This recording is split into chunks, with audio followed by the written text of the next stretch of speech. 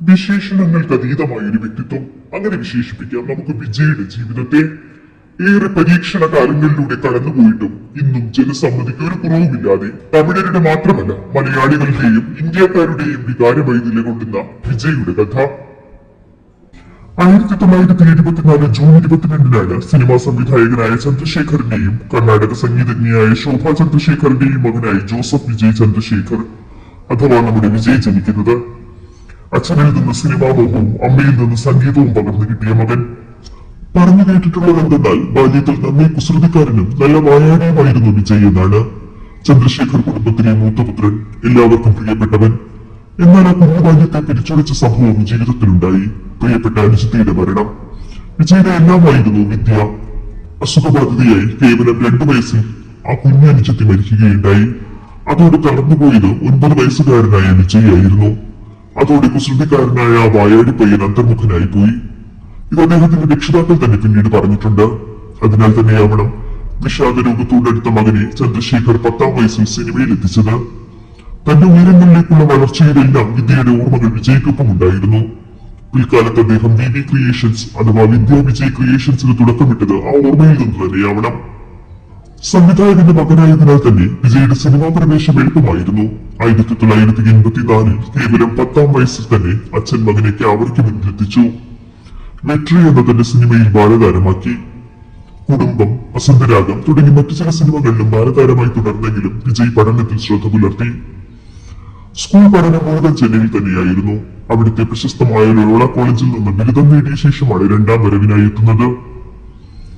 ആദ്യ 18 വയസ്സുള്ളപ്പോഴാണ് തന്റെ പിതാവിന്റെ സംവിധാനത്തിൽ പുറത്തിറങ്ങിയ 4-ായ തെറുപ്പിൽ നായകനാകുന്നത്. തുടർന്ന് വിജയകാന്തിനൊപ്പം 93-ൽ സിന്ദൂര പാണ്ഡി, 94-ൽ രസികൻ, 95-ൽ അജിത്തിനൊപ്പം രാജാവിൻ പാർവയിലെ, അങ്ങനെ പോകുന്നു ആ ലിസ്റ്റ്.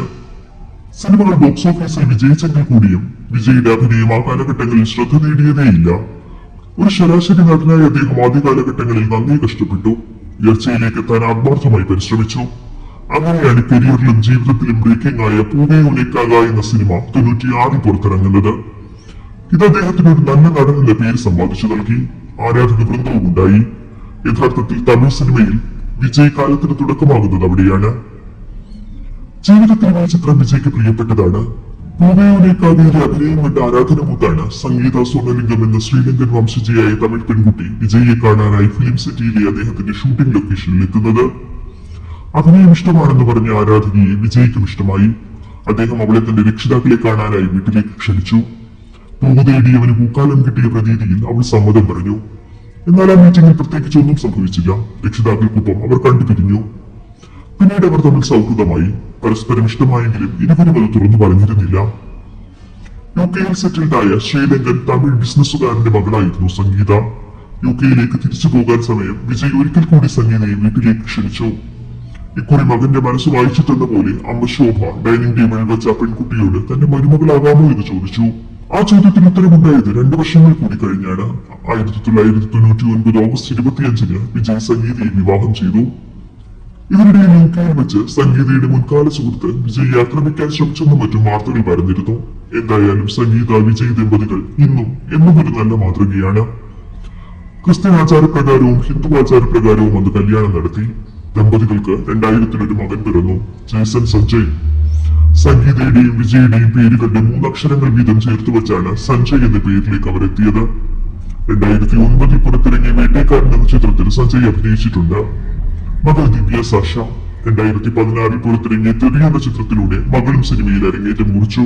96 മുതൽ വിജയ് തന്റെ തേരോട്ടം തുടങ്ങിയെങ്കിലും പുതുയുഗത്തിന്റെ ആദ്യ വർഷങ്ങൾ അദ്ദേഹം അക്ഷരാർത്ഥത്തിൽ യുവാക്കളുടെ മനം കവർന്നു.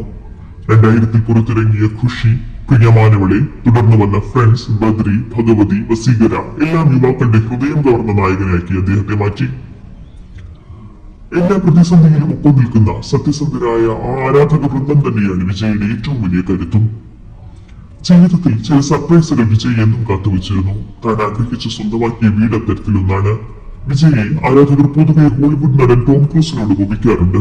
ഒരിക്കൽ അമേരിക്കയിൽ പോയ വേളയിൽ ടോം ക്രൂസിന്റെ വീട് കണ്ടിഷ്ടപ്പെട്ട വിജയ് അതുപോലെ ഒരു ബീച്ച് ഹൗസ് തനിക്കായും പണിതു. എടുത്തു പറഞ്ഞ അദ്ദേഹത്തെ ചെറുതാക്കുന്നില്ല, എന്നാലും പറയാതെ വയ്യ, അത്രമേൽ ചാരിറ്റി പ്രവർത്തനങ്ങൾ അദ്ദേഹം ചെയ്യാറുണ്ട്. ഒപ്പം പുതുമുഖ സംവിധായകർക്ക് അവസരം നൽകിയതിന്റെ പേരിലും വിജയ് പ്രശസ്തനാണ്. 20ഓളം നവാഗതർക്കാണ് വിജയ് സിനിമയിലേക്ക് അവസരമൊരുക്കിയത്. നിരവധി അംഗീകാരങ്ങളും അദ്ദേഹം നേടിയിട്ടുണ്ട്. തമിഴ് സർക്കാരിന്റെ കലൈമാണി പുരസ്കാരം, 3 തവണ മികച്ച നടനുള്ള സംസ്ഥാന സർക്കാർ പുരസ്കാരം, MGR യൂണിവേഴ്സിറ്റിയിൽ നിന്ന് ഡോക്ടറേറ്റ്, അങ്ങനെ നീളുന്നു ആ ലിസ്റ്റ്. എന്നും അടിയുറച്ച ഒരു രജനി ഫാനായിരുന്നു വിജയ്. അതുറക്കെ പറഞ്ഞിരുന്നു. പക്ഷേ നിലപാടുകൾ കൊണ്ട് ഇന്ന് എതിർപക്ഷത്താണ് അദ്ദേഹം. നിലപാടുകൾ അതാണ് ഇന്ന് വിജയെ വ്യത്യസ്തനാക്കുന്നത്. അത് തന്റെ സിനിമയിൽ കൂടിയും അദ്ദേഹം തുറന്നു പറഞ്ഞിട്ടുണ്ട്. മുൻപും വിജയുടെ ചിത്രങ്ങൾ, ഉദാഹരണത്തിന് 2012 തുപ്പാക്കി, 2013 തലൈവ, ഇവയെല്ലാം വിവാദങ്ങളിൽപ്പെട്ടിരുന്നെങ്കിലും 2017 പുറത്തിറങ്ങിയ മോസൽ കേന്ദ്ര സർക്കാരിന്റെ നയങ്ങൾക്കെതിരെയുള്ള ഒരു ചൂണ്ടുവിരലായി ജനങ്ങൾ കണ്ടു. അതിനുറപ്പേകുന്നതായി 2018 പുറത്തിറങ്ങിയ സർക്കാർ. ഇതിന്റെയൊക്കെ പ്രതിഫലനമായി തന്നെ ഇൻകം ടാക്സ് ഡിപ്പാർട്ട്മെന്റ് അദ്ദേഹത്തെ വേട്ടയാടാൻ ശ്രമിച്ചതും നമ്മൾ മറക്കാൻ നേരമായില്ലല്ലോ. വിജയ് തന്റെ സത്യസന്ധത കൊണ്ട് അന്ന് അഗ്നിശുദ്ധി വരുത്തി തിരിച്ചെത്തി. അതുമാത്രമല്ല, പ്രകോപനമില്ലാതെ എന്നാൽ മാസായി തന്നെ ആ പ്രതിസന്ധിയെ നേരിടുകയും ചെയ്തു. തിന്മകൾക്കെതിരെ കൈചൂണ്ടുക എന്ന കലാകാരന്റെ ധർമ്മം നിറവേറ്റിക്കൊണ്ട് അദ്ദേഹം ഇനിയും തുടരട്ടെ. ആശംസകൾ.